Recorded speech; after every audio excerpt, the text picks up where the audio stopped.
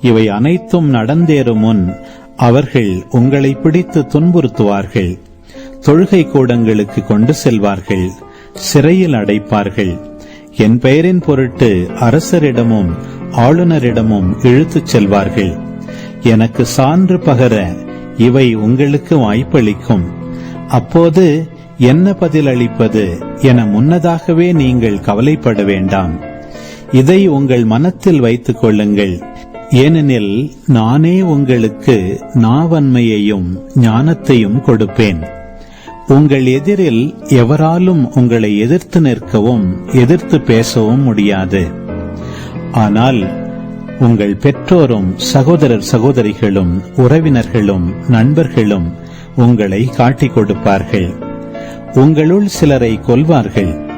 என் பெயரின் பொருட்டு எல்லாரும் உங்களை வெறுப்பார்கள். இருப்பினும் உங்கள் தலைமுடி ஒன்று கூட விழவே விழாது. நீங்கள் மன உறுதியோடு இருந்து உங்கள் வாழ்வை காத்துக் கொள்ளுங்கள்.